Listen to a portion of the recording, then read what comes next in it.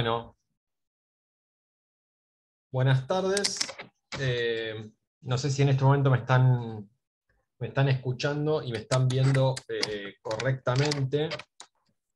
Alguien que me pueda confirmar esto, así damos inicio a la clase. Sí, profe, se lo ve correctamente. Bien.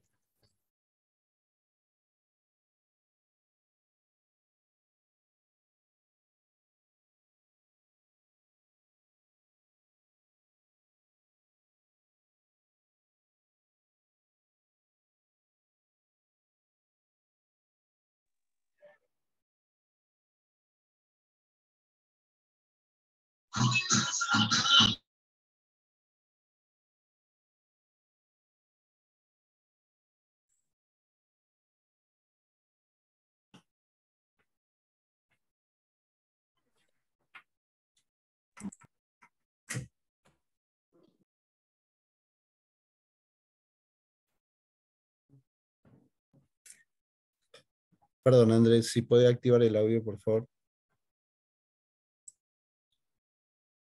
Estaba desactivado el audio. Perdón, pensé que estaba activado. Sí, Hacemos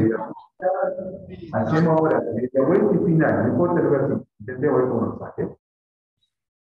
ahí está. Les pido si ustedes también pueden estar atentos al tema del audio, así no se nos abren a medida que van ingresando por el medio de la clase. Bueno, repito.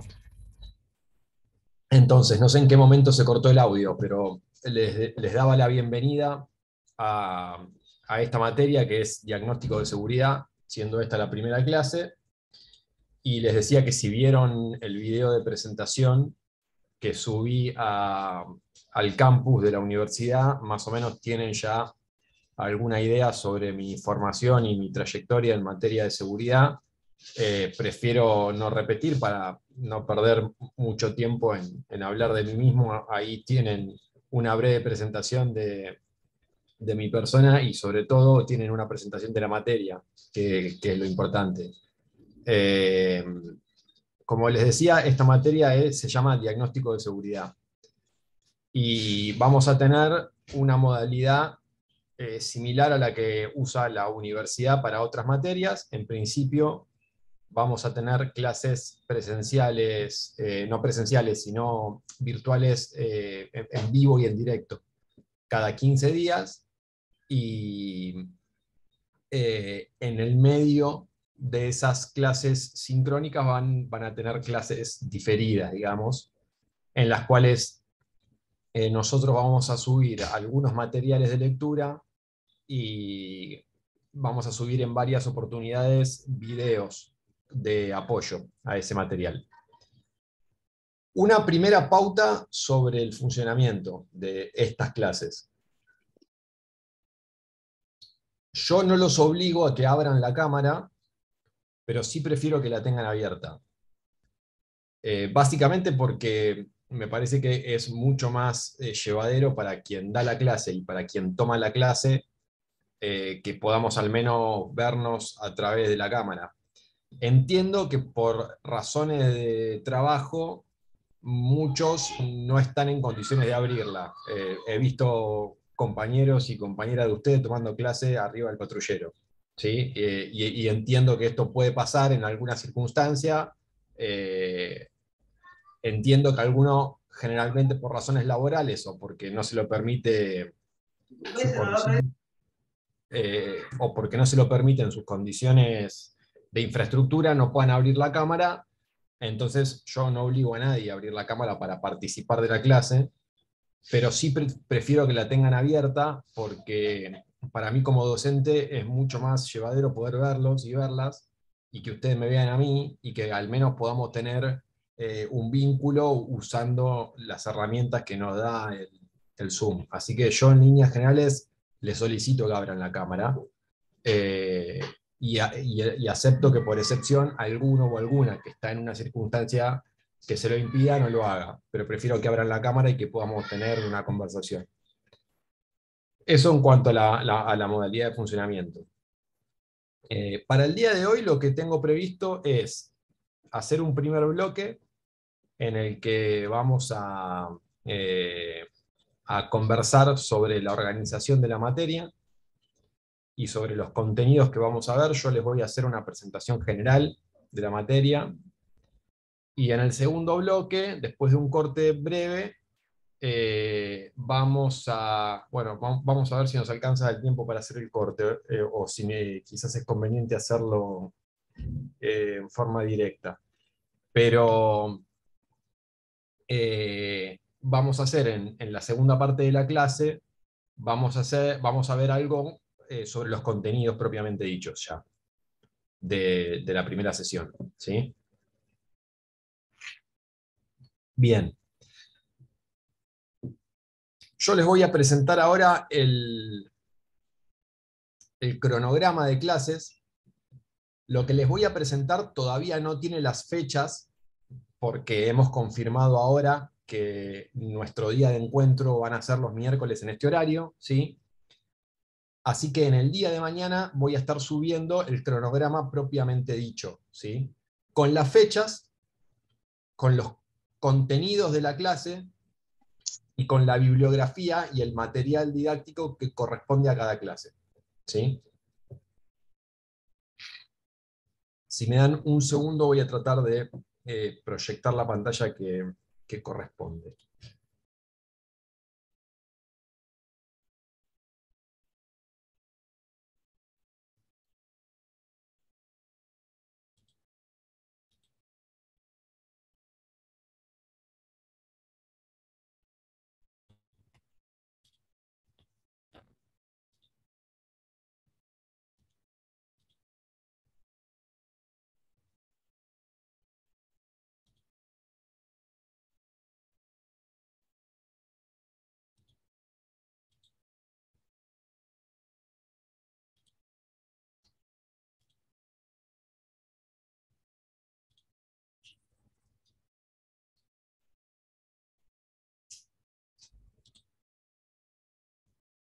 Bueno, entiendo que ahí están viendo el archivo que proyecto. ¿Lo ven correctamente?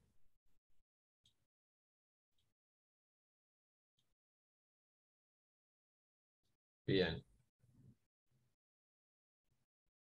Bueno, la materia está planificada, como ven acá, en 11 sesiones, ¿sí? Cada una de estas sesiones o clases va a tener una pestaña específica en el Moodle. Y cada una de estas 11 sesiones va a tener un material específico y un trabajo específico que va a estar detallado en el cronograma que voy a seguir mañana. Yo lo que voy a hacer hoy es explicarles un poco cómo trabajo desde el punto de vista didáctico y pedagógico. Les voy a explicar brevemente el contenido de cada sesión para que ustedes puedan tener un pantallazo general de la materia y sobre todo que puedan entender la coherencia general que tiene la materia y los contenidos de la materia, ¿sí? Porque cada clase está puesta en ese lugar por algo y están relacionadas entre sí. Y les voy a explicar un poco qué modalidad de trabajo vamos a usar y qué materiales yo voy a compartir con ustedes.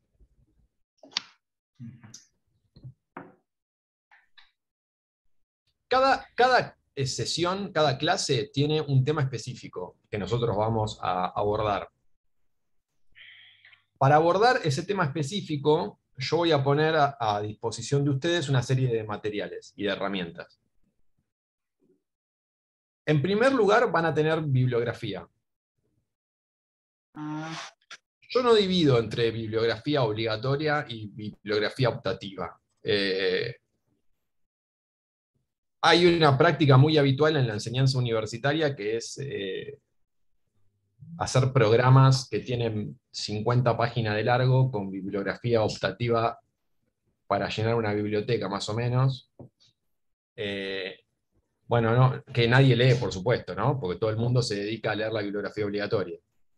Y a veces los docentes suelen poner páginas y páginas de bibliografía optativa, no sé si para mostrar cuánto leyeron en su vida o por qué, pero yo prefiero centrarme en la bibliografía obligatoria.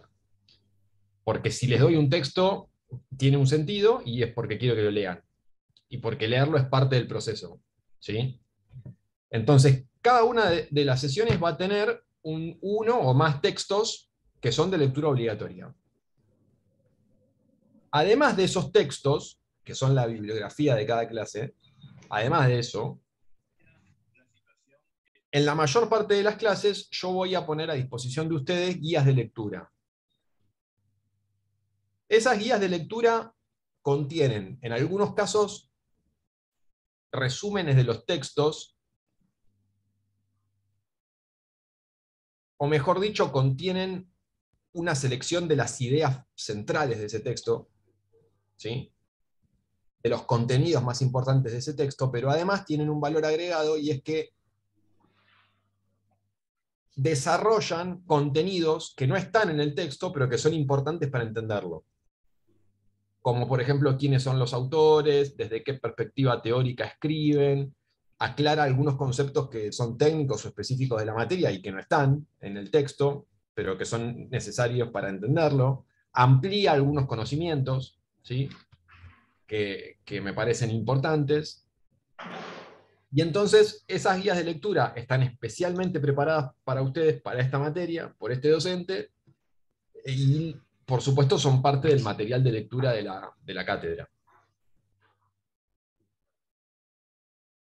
En tercer lugar, además de la bibliografía y además de las guías de lectura, muchas veces van a tener videos de apoyo, ¿sí? Con clases grabadas por mí. Porque nosotros de esa manera vamos a poder utilizar estos espacios de encuentro para otro tipo de finalidades que no son la típica clase magistral donde el docente habla y ustedes escuchan o hacen preguntas específicas o intervenciones específicas, pero a raíz de lo que el docente está diciendo. Lo que vamos a poder hacer es trabajar en talleres, en algunos casos, o bien vamos a poder dedicar algunos bloques de las clases sincrónicas a responder dudas que puedan ir surgiendo del contacto que ustedes tomen con la bibliografía y con los videos, ¿sí?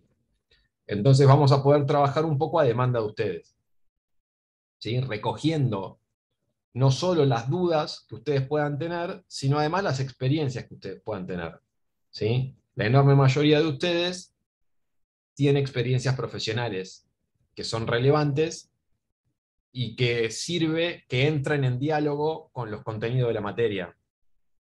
Esas experiencias profesionales enriquecen a sus compañeros, enriquecen al docente y jerarquizan la materia de tal modo que están autorizados a compartirla en cualquier momento, ¿sí? Y si ustedes entienden que esas experiencias profesionales son enriquecedoras, pueden compartirlas, ¿sí? Entonces, no solo dudas, sino además comentarios serán bienvenidos a lo largo de las distintas instancias de la materia. Y al tener videos de apoyo subidos a la plataforma, nosotros vamos a poder dedicarle el tiempo del encuentro sincrónico a iniciativas que surjan del lado de ustedes, ¿sí? Sumado a ello, sobre todo para las clases en las que nos proponemos trabajar con la modalidad del taller, va a haber algunos materiales específicos como pueden ser algunos casos. El caso es un método de enseñanza y aprendizaje muy utilizado en el mundo, no siempre utilizado correctamente, ¿sí? Porque hay toda una metodología y una didáctica del caso, pero son casos específicamente preparados para ustedes, casos realistas en los cuales ustedes tienen que asumir un determinado rol, ¿sí? Y trabajar los contenidos de la materia a partir de ese caso que se les presenta. Ahora, cuando les presente el contenido de cada una de las sesiones, voy a poder decirles sobre qué tratan esos casos. Con lo cual, en resumen, los materiales con los que ustedes tienen que trabajar esta materia son los siguientes. En primer lugar, la bibliografía. En segundo lugar, las guías de lectura. En tercer lugar, los videos de apoyo. Y en cuarto lugar, los casos que nosotros vayamos subiendo. Cada una de las sesiones o de las clases va a tener una pestaña específica, ¿sí? Que empieza y termina un tema, que se vincula con el siguiente. Con esto ustedes más o menos saben con qué tienen que trabajar. Yo no subo al campus material que no me interesa que lean. Si lo subo es porque es parte de la planificación de la materia y por lo tanto ustedes tienen que ver el video o leer el material, ¿sí? Eso ahorra cualquier pregunta como la siguiente: profe, el texto que está en la sesión 5 entra. Si está es porque entra, ¿sí? Si está es porque tiene un rol en la planificación de la materia y porque pretendo que ustedes tomen contacto con ese material. Lo que voy a hacer a continuación es describir brevemente el contenido de cada una de las sesiones para que ustedes vayan viendo de qué manera están entrelazadas, ¿sí?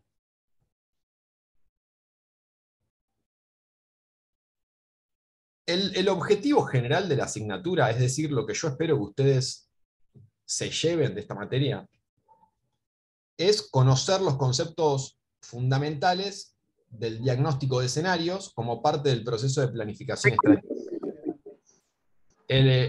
La planificación estratégica es un enfoque moderno de la gestión, moderno por oposición a la planificación clásica tradicional, ¿sí? Que es el estilo de planificación típico de mediados del siglo XX, ya sea la planificación estatal centralizada de la economía de la Unión Soviética o la planificación de los países liberales que se consolida a partir de los años 30, o lo que en la Argentina podrían ser los planes quinquenales del peronismo, ¿sí? Todos esos ejemplos están inspirados por una concepción más bien clásica de la planificación, donde se supone que las organizaciones son pirámides jerárquicas en las cuales la cúpula toma una decisión y la función de la organización es implementarla, ¿sí? Hasta que se plasme la decisión que tomaron las cúpulas. La planificación estratégica tiene principios más modernos y en algún punto más realistas, porque sabe que las decisiones que se toman en la cúpula de las organizaciones, a la hora de ser implementadas, son modificadas por los implementadores, ¿sí?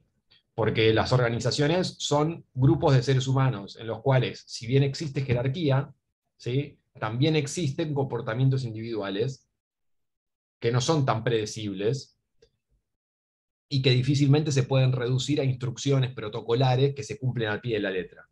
Lo que ocurre en la realidad es más complejo, y además la planificación estratégica, como enfoque, entiende que el Estado no es el único actor que influye en la dinámica social.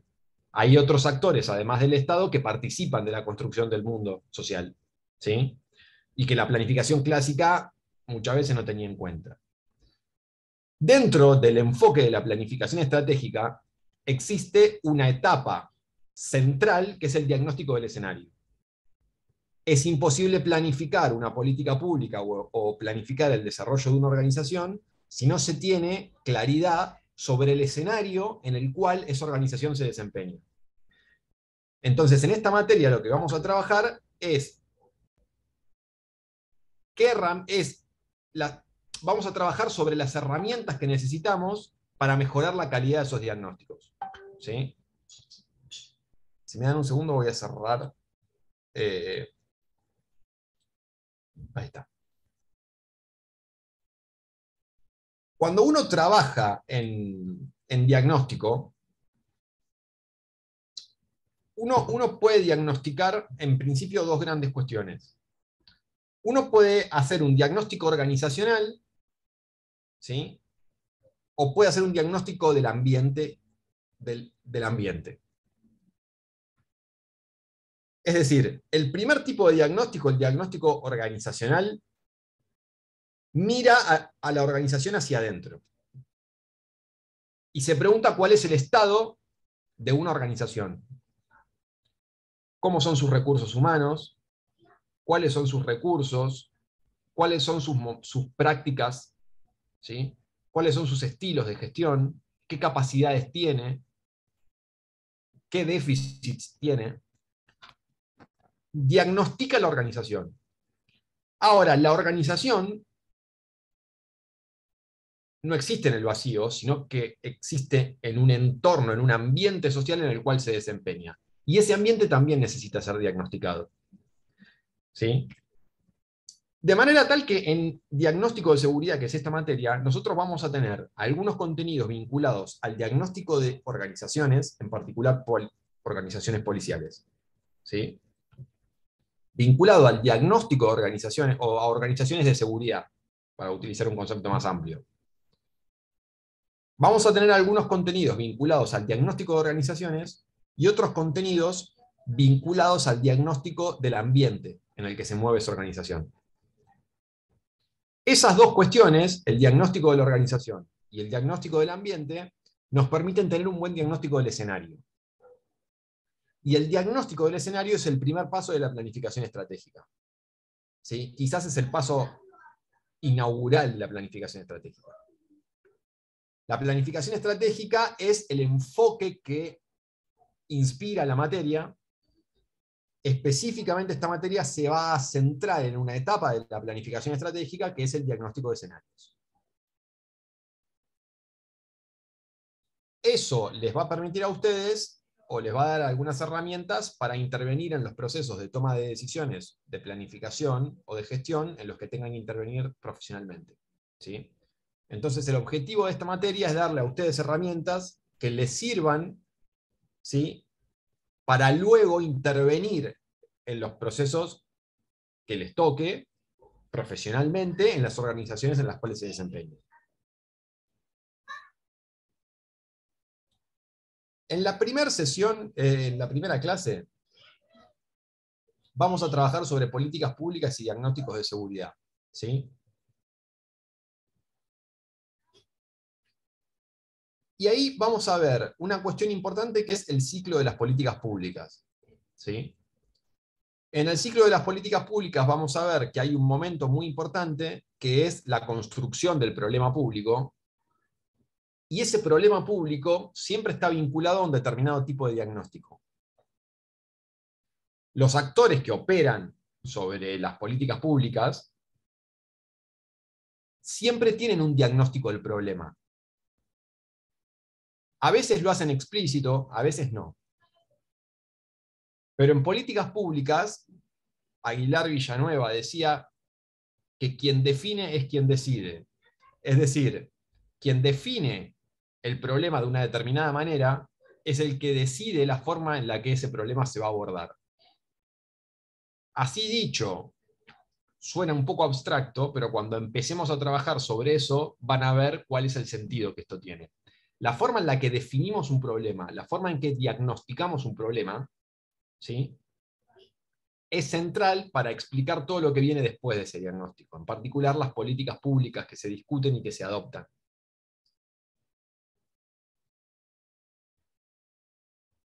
Y el problema central que abordan las organizaciones vinculadas a la seguridad es el problema del delito y la violencia. ¿Sí? Hoy se habla del delito y la violencia, o en plural, de los delitos y las violencias. Ese es el problema que las organizaciones de seguridad tienen que abordar. Ese es su mandato. Entonces, en la primera sesión vamos a trabajar sobre esto. Vamos a trabajar sobre el diagnóstico, sobre el enfoque de políticas públicas, sobre la seguridad pública y ciudadana como campo de política pública,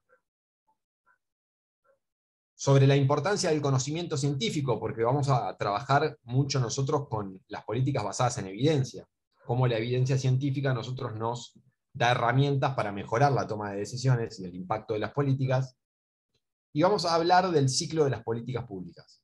¿Sí? En la segunda sesión vamos a trabajar sobre problemas y actores. ¿Qué problemas y qué actores? Bueno, los problemas y los actores del campo de la seguridad, que es el que nos interesa a nosotros.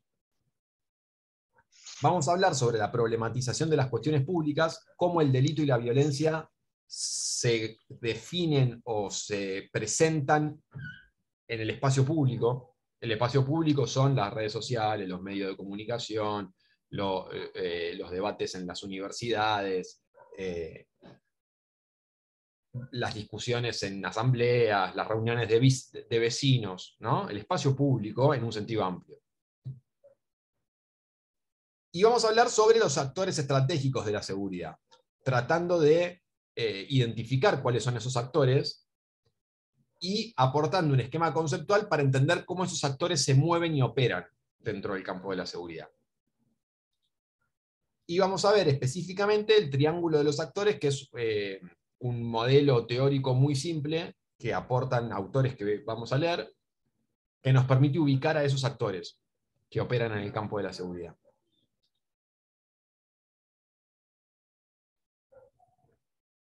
Luego vamos a trabajar en la sesión número 3 sobre los diagnósticos de seguridad ciudadana, y ahí vamos a ver, en primer lugar, el diagnóstico situacional e institucional. Acá volvemos a lo que les hablaba sobre el diagnóstico de las organizaciones. Vamos a ver algunas herramientas para diagnosticar el estado de una organización, cuáles son sus fortalezas, cuáles son sus debilidades. Y luego lo que vamos a hacer es también trabajar sobre el análisis macrosocial, entender cómo la evolución rápida de la sociedad en la que vivimos influye sobre las organizaciones que integramos. Esto es importante porque nosotros vivimos una época donde los cambios sociales se aceleran de manera exponencial. Yo siempre pongo el mismo ejemplo, ¿no? Para los historiadores clásicos, una generación duraba aproximadamente 30 años, ¿sí? Más o menos 30 años es lo que llevaba una generación. Entonces uno podía tener abuelos de 70, padres de 40, hijos de 10, y eso eran 3 generaciones, ¿no? Una generación dura 30 años.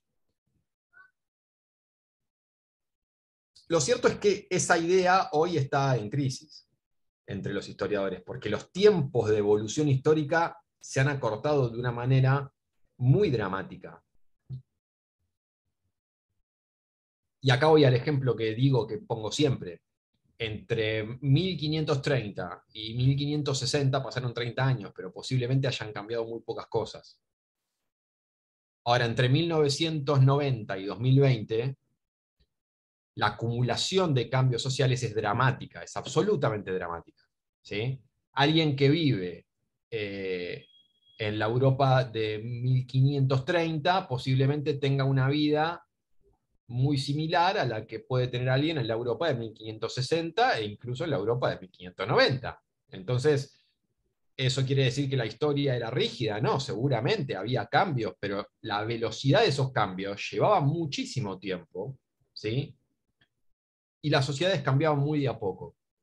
Lo que ocurre con el cambio social es que, dicho en términos matemáticos, no es una proyección aritmética, sino geométrica, ¿sí? Una proyección aritmética sigue el patrón 2, 4, 6, 8, 10, 12, de 2 en 2, y una proyección geométrica sigue el patrón 2, 4, 8, 16, 32. Entonces, con cada cambio, nosotros tenemos un crecimiento dramático de la velocidad. Y eso es lo que pasa entre, no sé, 1990 y 2020, por ponerles un ejemplo. La velocidad de los cambios sociales se hizo muy dramática. Y ese es el punto de partida para desarrollar cualquier diagnóstico de escenarios. Si uno no entiende que vive en una época donde el cambio se acelera de manera geométrica, es muy difícil que uno pueda entender cuáles son los desafíos nuevos que las organizaciones que uno integra va a tener que enfrentar, ¿sí? Yo puedo entender que un ciudadano cualquiera tenga un discurso nostálgico acerca de lo linda que fue su infancia y cómo todo debería volver a ser de ese modo. Pero un profesional no puede tener ese discurso. Un profesional necesita entender cuáles son las estructuras profundas del cambio social que está viviendo, ¿sí? Porque uno puede ser todo lo nostálgico que quiere, pero necesita como profesional desarrollar soluciones para el momento en el que vive, para la organización específica en la que se desempeña, ¿sí? Entonces una comprensión sociológica de la época implica entender que las transformaciones sociales son tan profundas que estresan a las organizaciones. ¿Sí? Porque las organizaciones se forman en entornos que cambian rápidamente y aprenden a hacer cosas que rápidamente se vuelven obsoletas o dejan de tener impacto. ¿Sí? Un ejemplo muy simple, nuestras policías, todas, algunas más, otras menos, ¿sí? Pero sobre todo las policías provinciales, tienen todavía un enorme déficit en materia de ciberdelito. Los departamentos de ciberdelito son relativamente chicos, son relativamente incipientes, la inversión en prevención e investigación del ciberdelito es todavía pequeña. Sin embargo, el ciberdelito crece en la participación que tiene en la torta total de delitos que se cometen. Es decir, el delito crece mucho más rápido de lo que crecen las áreas de las organizaciones destinadas a prevenirlo y reprimirlo. Entonces el entorno cambia mucho más rápido que la organización. Y si la organización no entiende los cambios de ese entorno, ¿sí?, difícilmente pueda adaptarse con la velocidad que el entorno le demanda. ¿Sí? Y como ese ejemplo podría poner muchos otros. La violencia es otro ejemplo. ¿Sí? Nuestro país y nuestras provincias empiezan a vivir dinámicas de violencia que antes o no existían o estaban tapadas. Y la capacidad de abordar la violencia que tienen nuestras organizaciones policiales todavía es precaria. Pero no solo nuestras organizaciones policiales, en realidad nuestro Estado tiene escasas capacidades para abordar los problemas de violencia que se van manifestando. ¿Sí? Porque como digo siempre, con la policía, sin la policía no se puede, con la policía sola no alcanza. La violencia es un problema integral y requiere, por tanto, de parte del Estado una respuesta integral, que no puede estar acotada a la policía. Porque en el mejor de los casos, frente a la violencia de género, la policía puede intervenir en el momento en el que se da la agresión, y eso es muy importante porque puede salvar una vida.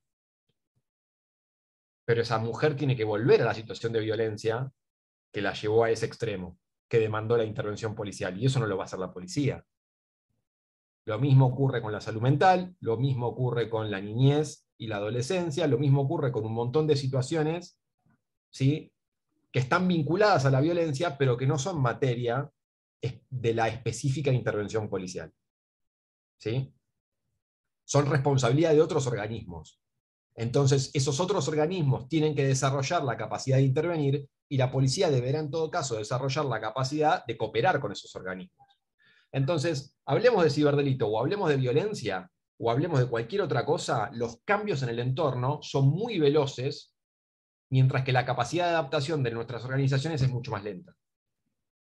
Por eso, en este momento histórico, es importante trabajar sobre los cambios macrosociales que desafían a las organizaciones y que podamos tener una clase específicamente dedicada a analizar esa velocidad de cambio. En la sesión 4 vamos a trabajar con el formato de taller, ¿sí? Es decir, van a trabajar ustedes a partir de ciertas consignas. Y ahí lo que vamos a hacer nosotros es brindarles con antelación a ustedes un caso específico, imaginario, pero basado en la realidad, que es un debate presidencial donde una serie de candidatos a presidente, 3 candidatos a presidente, debaten sobre política de seguridad. Y los 3 tienen visiones distintas. Entonces ahí lo que nosotros vamos a hacer es tratar de identificar cuál es el diagnóstico que está detrás de las propuestas de esos candidatos. ¿Sí? Porque la propuesta es resultado de un diagnóstico sobre las causas del problema. Si yo entiendo que la causa del delito es la falta de control, tengo una propuesta. Si entiendo que las causas del delito, que la causa del delito es la exclusión social, tengo otra propuesta. Y estoy poniendo 2 ejemplos simplificados adrede. ¿Sí? Y ahí vamos a aplicar los conceptos que aprendimos en las primeras 3 sesiones. ¿Sí? Es decir, lo que aprendimos en las primeras 3 sesiones Lo vamos a aplicar al análisis del caso, en el taller de la sesión 4. En la sesión 5 vamos a hacer una revisión de todo lo que vimos en las primeras 4 sesiones, para hacer un primer cierre de la primera mitad de la materia. Son 11 sesiones, en la sesión 5 hacemos un repaso de la primera mitad de la materia.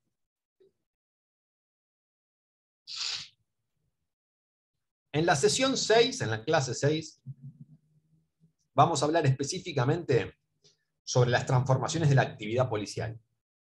Lo que vamos a ver es, en ese escenario de cambios sociales acelerados, vamos a diagnosticar qué transformaciones sufrió específicamente la actividad de la policía.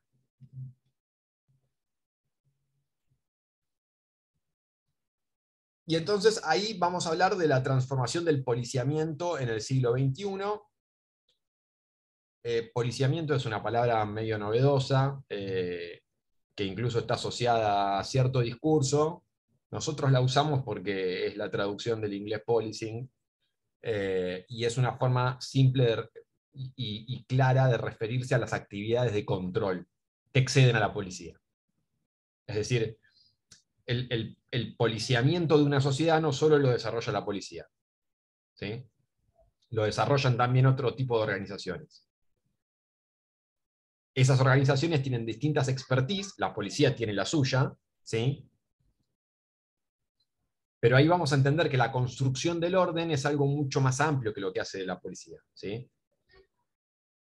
Y que el policiamiento es una actividad específica de la construcción del orden social, que también sufrió transformaciones, ¿sí?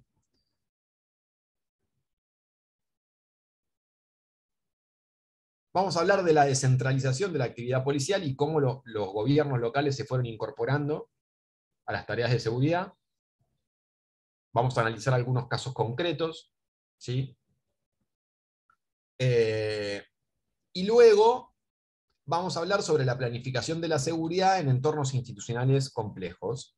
Y vamos a ver cómo se organiza los sistemas de seguridad en países unitarios y en países federales. ¿Por qué esto es importante? Bueno, porque en países federales lo que tenemos es convivencia de distintas fuerzas policiales, cosa que no pasa en los países unitarios. Por lo tanto, la organización de las competencias en los países federales es particularmente desafiante, ¿sí? Porque conviven múltiples fuerzas de seguridad.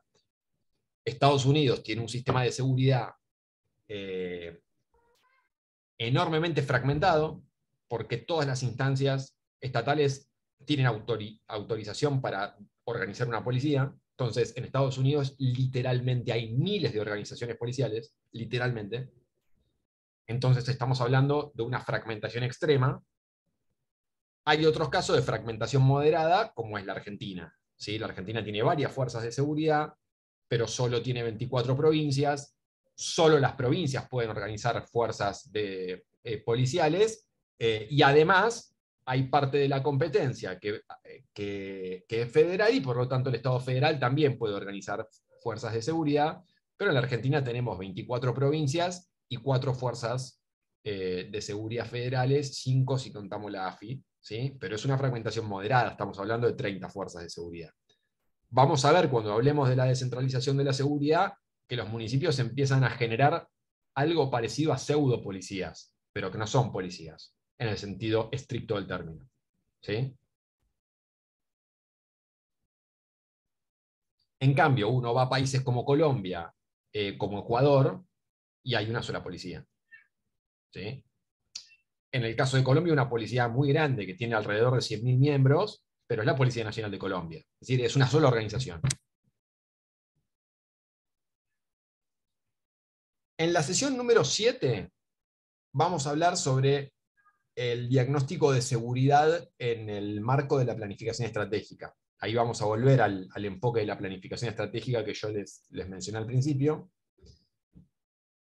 Y vamos a ver qué implica el diagnóstico en el marco del proceso de planificación estratégica.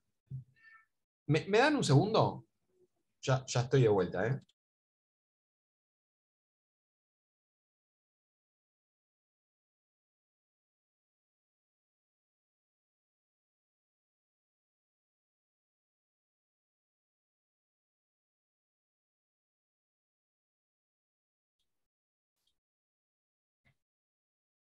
Bien.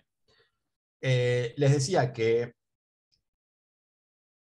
ahí vamos a ver sí, la diferencia entre la planificación estratégica y la planificación clásica, lo cual es importantísimo para diagnosticar organizaciones.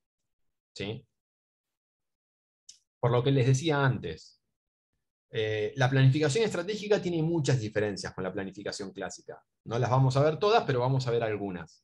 Ahora, para el diagnóstico de las organizaciones, una de esas diferencias, que para nosotros es muy importante, es la forma en que conciben a las organizaciones. La planificación clásica hace un énfasis fuerte en la jerarquía y hace una división entre las actividades que en políticas públicas se podrían llamar de gobierno o de toma de decisiones y las actividades administrativas o de implementación. ¿Sí? Hace una separación entre la decisión y la implementación. Y en términos conceptuales, esta separación parece razonable. Uno podría decir, bueno, dentro de una organización hay una pirámide, la cúspide de la pirámide toma las decisiones, analiza el escenario, toma las decisiones, ¿sí? Y luego baja las directivas. Y la organización tiene la responsabilidad de llevar adelante esas directivas. Y para eso genera los instrumentos normativos y las prácticas que necesita. ¿Sí? Bueno, en la práctica eso no es tan claro como lo es en el plano de lo conceptual. Hace muchas décadas ya que los estudios de políticas públicas y los estudios organizacionales de la sociología de las organizaciones demostraron que esta separación es bastante artificial, porque quienes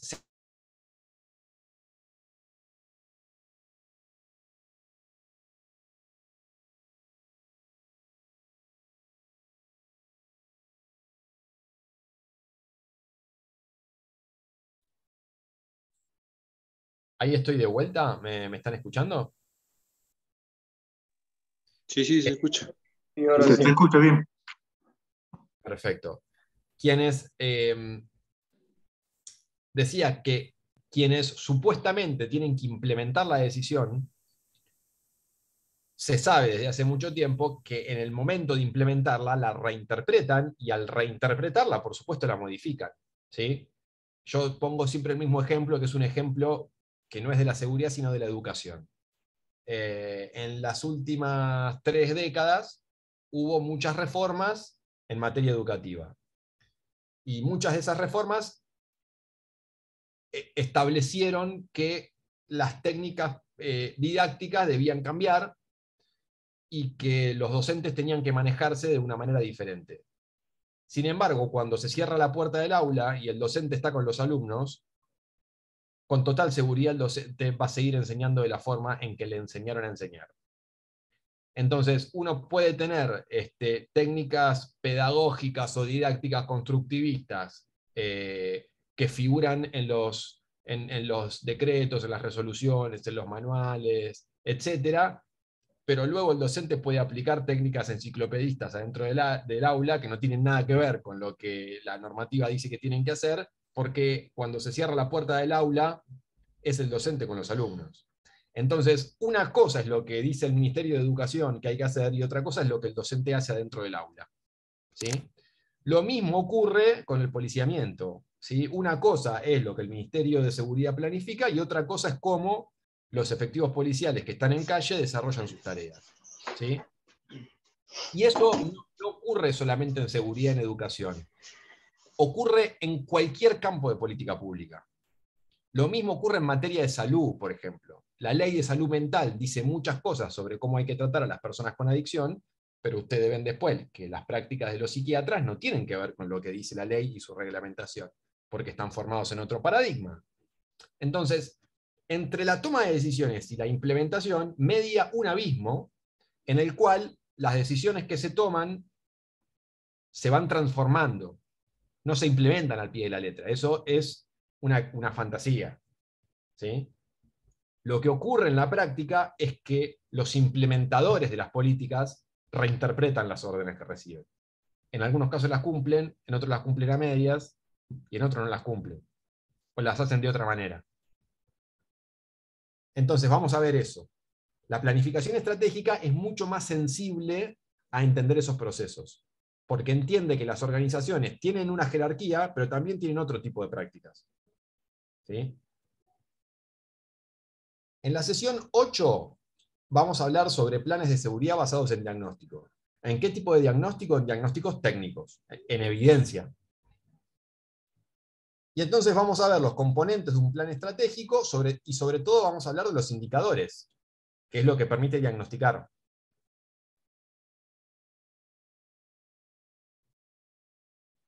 Y vamos a ver algunos ejemplos de diseños de planes de seguridad a nivel nacional, haciendo énfasis en la dimensión del diagnóstico. ¿Sí? Todo plan necesita un diagnóstico. En la sesión 9 vamos a hacer el taller número 2, donde van a trabajar con otro caso, que es el caso de una ciudad con una serie de problemas de seguridad, y ustedes van a asumir un rol de gobierno de esa ciudad en materia de seguridad, y van a tener que trabajar en el diagnóstico de los problemas de esa ciudad. ¿Sí?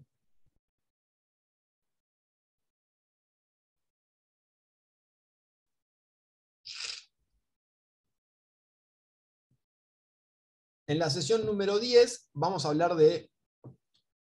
En la sesión 10 y 11 vamos a hablar de un tema que es fundamental para el diagnóstico, pero que suele soslayarse, que es la evaluación. Argentina no tiene buena tradición de evaluación de políticas públicas. En general, nosotros evaluamos el impacto de las políticas cuando los organismos internacionales que nos prestan plata nos obligan a desarrollar estudios de impacto. Pero en líneas generales, los gobiernos entienden que evaluar impacto no es una actividad esencial.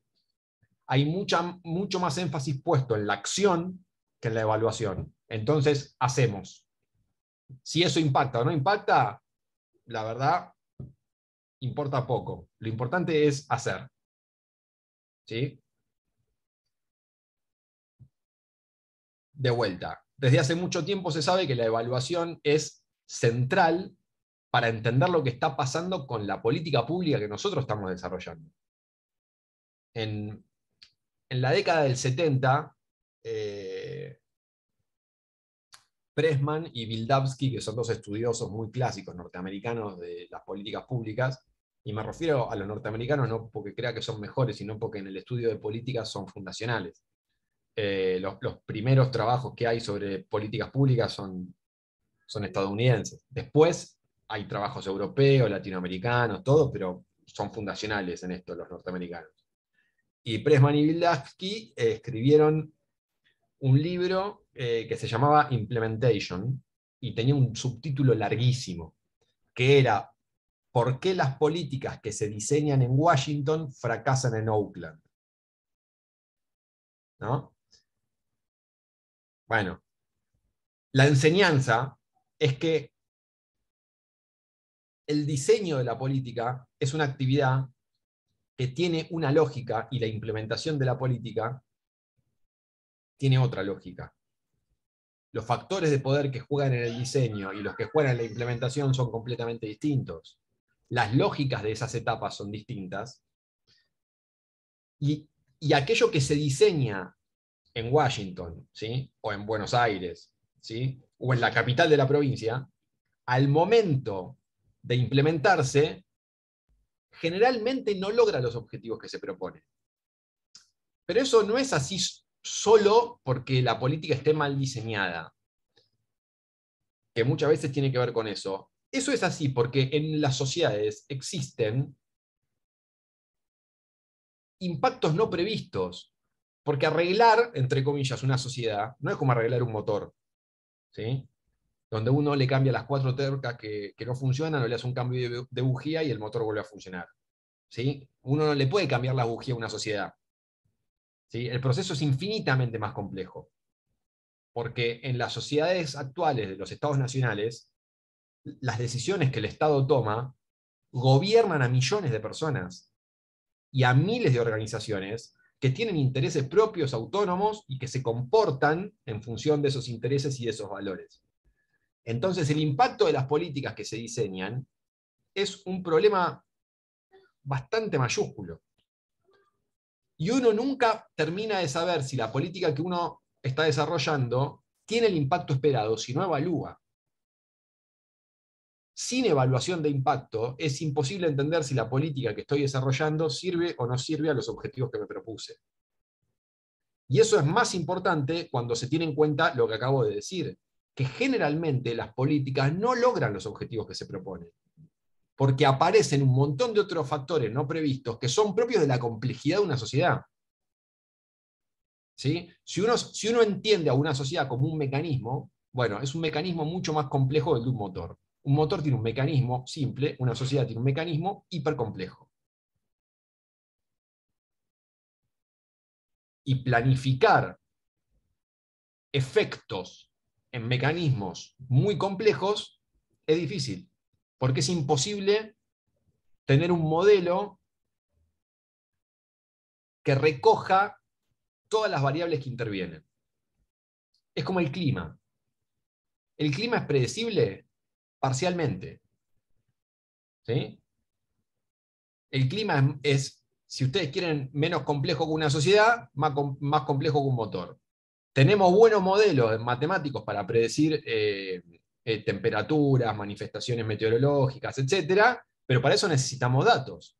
Y necesitamos muchos datos recogidos en distintos puntos del territorio que nos permitan construir modelos predictivos. Y esos modelos predictivos son parcialmente predictivos. Orientan. En las sesiones 10 y 11 vamos a hablar de evaluación de políticas. ¿Sí? En la primera vamos a trabajar sobre el concepto de evaluación y sobre la importancia de evaluar. Y en la sesión 11 vamos a trabajar sobre la diferencia entre indicadores de impacto e indicadores de actividad. Y esto es particularmente importante, porque generalmente a las organizaciones públicas, y en particular a las policías, se las intenta juzgar por indicadores de actividad y no por indicadores de impacto. El objetivo de la policía no es patrullar. Patrullar es un medio para lograr el fin, que es prevenir el delito. Entonces, si yo quiero evaluar el impacto de mi política de seguridad, diciendo que patrullé más kilómetros que el año pasado, no estoy diciendo nada. Porque yo puedo patrullar todo el día y el delito subir. ¿Sí? Entonces, los indicadores de impacto hacen referencia al problema. Y el problema es el delito, no la policía. Una cosa es evaluar si el delito sube o baja, eso es un indicador de impacto. Y otra cosa es evaluar si patrullé más o patrullé menos, eso es un indicador de actividad. Me dice lo que hice, no me dice lo que logré. Entonces nosotros vamos a trabajar sobre la diferencia entre indicadores de impacto e indicadores de actividad y vamos a ver cómo eso se aplica al diagnóstico de seguridad.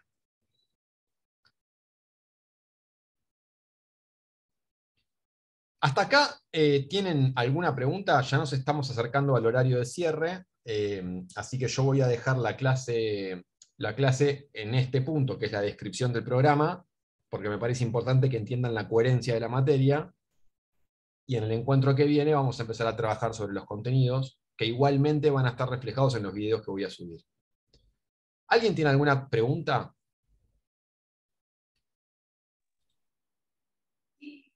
No, ninguna, profe. Ninguna, profesor.